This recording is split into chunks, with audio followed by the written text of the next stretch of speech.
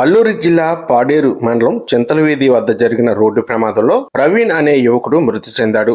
నిన్న రాత్రి 8 గంటల సమయంలో ఎదురుగా వస్తున్న ప్రొక్లైనర్ ను ఢీకొని 28 ఏళ్ల థామస్ ప్రవీణ్ మృతి చెందాడు.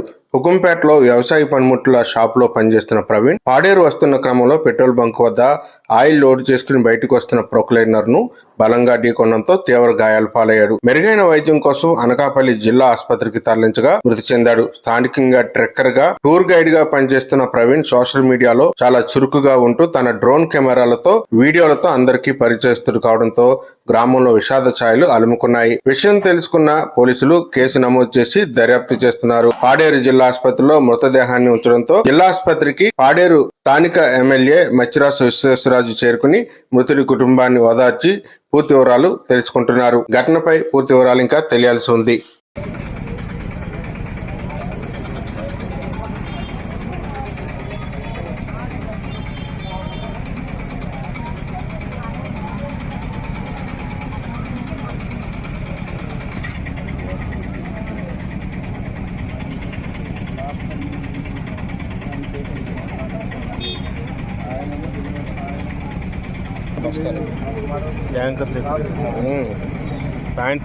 వాళ్ళు ఏం రెస్పాన్స్ లేదు. ఇంకా ఇప్పటికీ చూస్తున్నా, ఇప్పటికి ఇంకొక గంట చూస్తామండి.